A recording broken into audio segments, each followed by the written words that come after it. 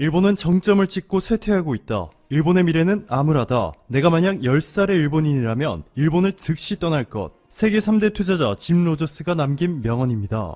심지어 일본에서 독보적인 투자자 서열 1위 손정희 회장조차도 일본의 미래를 부정적으로 예측하고 있는데요. 그는 이렇게 말하고 있습니다.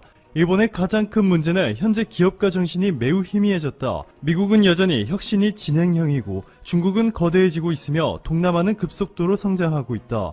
그런데 일본 젊은 사업가들은 해외에 진출하려 하지 않고 해외로 공부하러 떠나는 유학생 숫자도 너무 줄어들었다. 일본인 사업가들은 초식 동물이 됐다. 이렇게 혁신이 너무나도 부족하다는 비판을 받는 일본이 그동안 마음고생이 심했는지 이번에 회심의 한방을 준비해 세상에 공개했습니다. 일본의 제지산업에서 잔뼈가 굵은 일본 기업이 발명해 실제 출시를 앞둔 제품인데요. 일반 종이보다 두꺼운 골판지 두께의 용지가 사용되었고 얼굴 부위에는 투명한 보호 필름이 부착되어 있습니다. 이를 개발한 일본 회사 측은 단순하게 입과 코만 가리는 마스크의 수준을 뛰어넘어 헬멧처럼 머리부터 어깨 일부를 덮을 수 있어 훨씬 더 안전하다. 하지만 실제로는 이 제품에 대한 성능에는 자신감이 없었는지 이렇게 말하고 있습니다.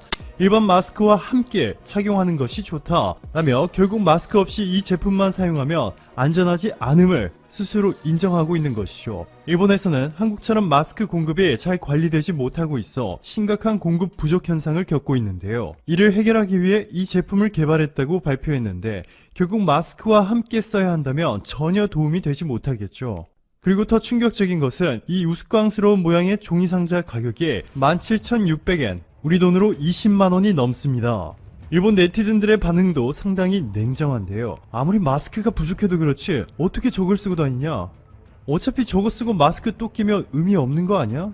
와, 저걸 쓰고 대중교통 타면 진짜 불편하겠다. 2020 도쿄올림픽 선수들을 위해 골판지 침대를 공개해 국제적으로 비난을 받은 일본이 공항 격리시설에마저 골판지 침대를 사용해 다닥다닥 붙여 배치해 일본 국민들마저 단단히 화가 난 상황인데요. 이제는 무려 20만원이 넘는 종이 헬멧을 만들어 세상에 공개했다가 전세계 네티즌들에게 웃음만 선사했습니다.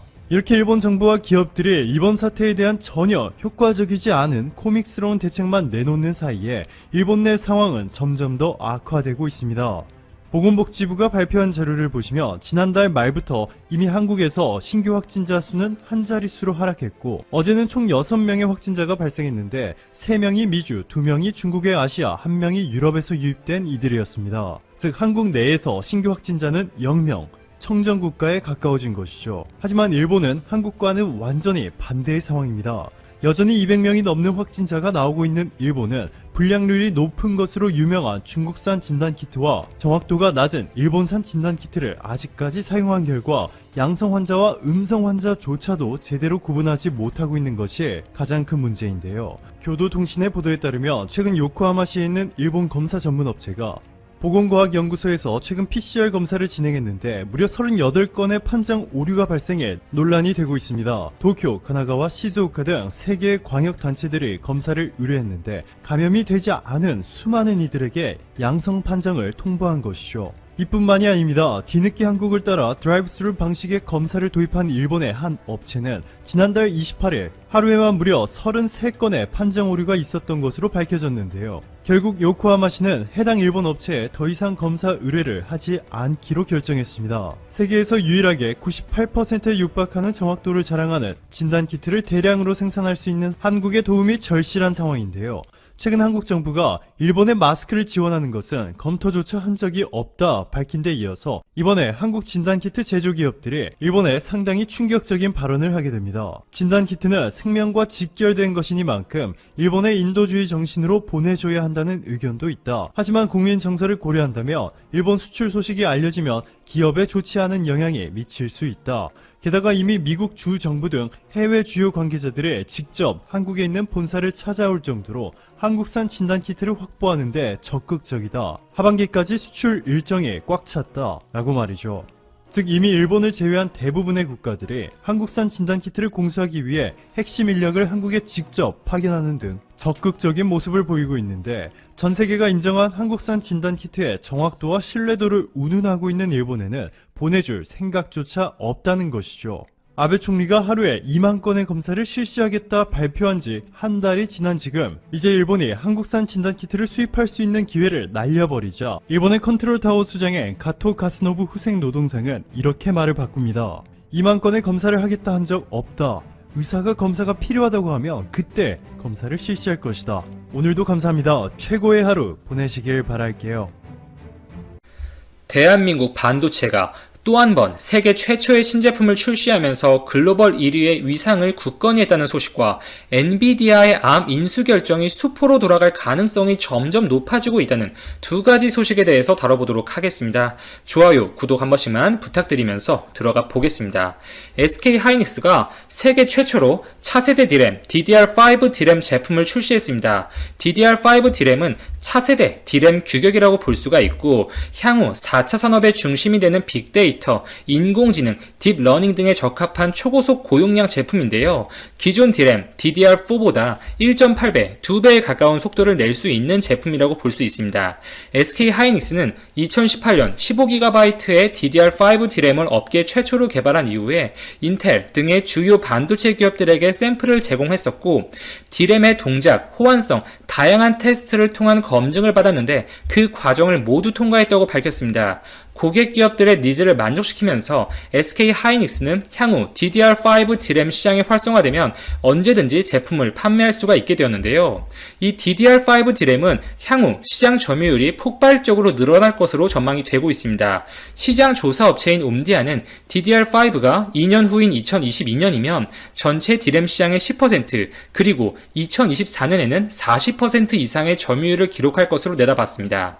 이미 메모리 반도체 시장에서 디램, 플래시 메모리 모두 주도권을 잡고 있는 대한민국에게 있어서 향후 디램 규격이 될 DDR5 디램을 전 세계 최초로 출시했다는 것에는 큰 의미를 부여할 수가 있겠고 미래의 메모리 반도체 시장 선점 가능성도 역시 높다고 볼 수가 있겠죠.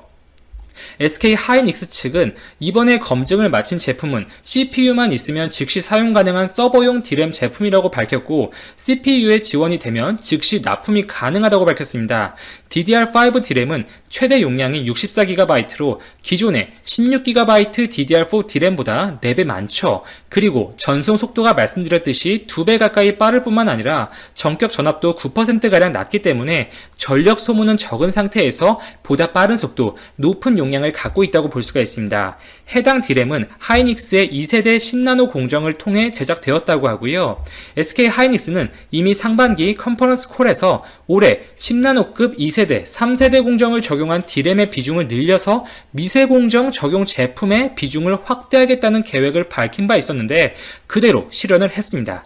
이번에 발표한 DDR5 디램 제품에는 EUV 공정이 적용되지는 않았고요. SK 하이닉스 측의 이전 발표 내용을 참고해 볼 때 내년 상반기부터 EUV 공정을 적용한 4세대 디램 제품이 생산될 것으로 전망이 되고 있습니다.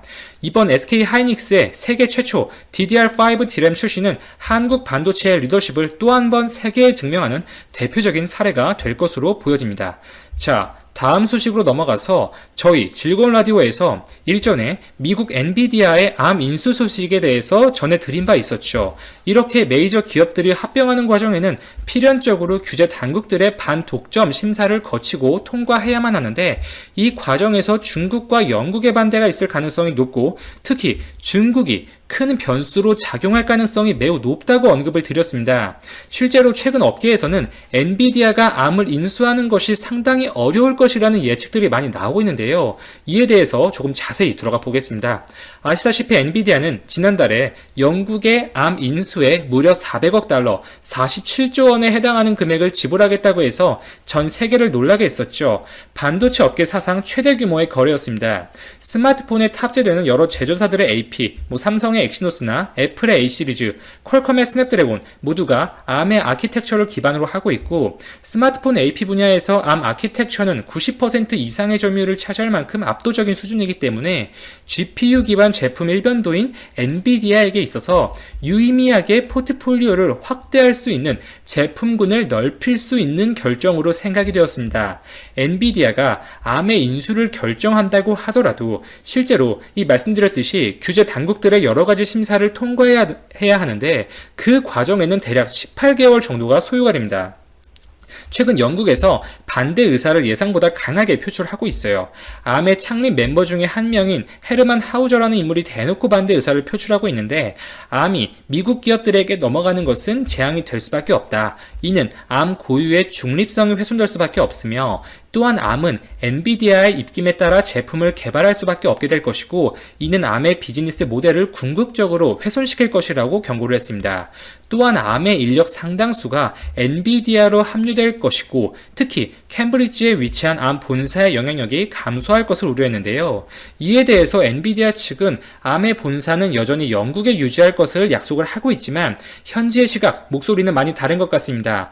영국 본사 유지, 고용보장 등의 까다로운 조건들을 붙일 가능성이 매우 높고요. 사실 영국뿐만 아니라 가장 큰 변수는 중국이라고 볼 수가 있죠. 우선 중국은 과거에 미국 퀄컴이 네덜란드의 자동차용 반도체 기업인 NXP 반도체 인수를 추진하는 과정에서도 퇴짜를 놓은 바가 있었어요. 당시의 계약 규모도 440억 달러, 50조 원에 육박하는 엄청난 액수의 금액이었습니다. 중국은 미국에서 화웨이를 포함한 중국 기업들에 대한 경계, 우려의 목소리가 커짐에 따라서 퀄컴의 NXP 인수를 끝까지 반대했는데요. 결국 해당 계약은 무산되면서 퀄컴은 NXP 반도체에 위약금을 무려 2조 원 가까이 지출한 것으로 알려졌습니다. 결국 중국은 미국을 중심으로 한 여러 지정학적 요인들, 이 갈등이 빚어지는 상황에서는 언제든지 반대 의사를 표출할 수 있다는 국가인 것이죠. 이때가 2018년이에요. 2년이 흐른 지금은 미국과 중국의 갈등이 극단으로 치닫고 있고, 미중 관계는 당시보다 더 경색되어 있는 상태라고 볼 수가 있습니다.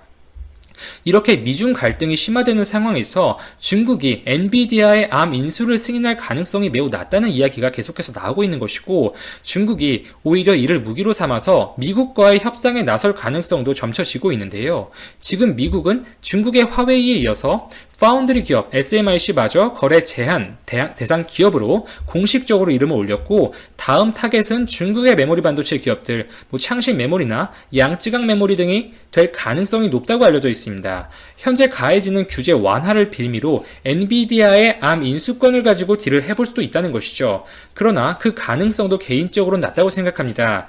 중국은 현재 엔비디아 매출의 4분의 1을 올려주고 있는데, 즉 암에 의존하는 중국의 고객 기업들이 굉장히 많다는 의미죠. 엔비디아가 미국 정부의 영향력 안에 들어가게 되면 현재 미국의 대중국 규제 기조가 이어진다고 가정을 했을 때, 엔비디아 역시 중국 기업들과의 거래를 하지 못하게 될 가능성이 높은데, 암에 대한 의존도가 높은 중국에게는 첨단 산업의 주도권을 뺏길 수밖에 없는 결정적인 원인이 될 수 있다는 것입니다. 피해가 더 클 것이라는 거죠.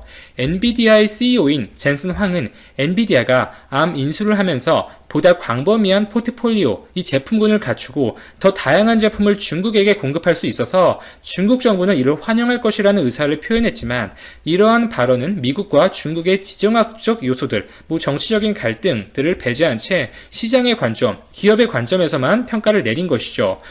그러나 현재의 미중 관계를 생각한다면 중국이 순순히 이를 허락할지에는 큰 의문이 든다고 볼 수가 있습니다. 물론 이번 미국 재선 결과에 따라서 미국의 대중국 스탠스가 완전히 바뀔 수가 있고, 반독점 심사 과정에는 대략 18개월, 내후년 초까지 이어질 예정이니 중간에 이 변수가 생길 가능성은 물론 있겠죠. 결론적으로 중국이라는 변수가 현 시점에서 상당히 크기 때문에 엔비디아의 암 인수에 대해서 거의 확정적으로 평가하는 것에는 분명 무리가 있고, 시장의 요소뿐만 아니라 지정학적, 이 정치적인 갈등 요소들이 개입될 수밖에 없는 건이다. 이렇게 정리를 해보겠습니다. 이상 즐거운 라디오였습니다. 오늘도 제 방송을 들어주셔서 진심으로 감사드립니다.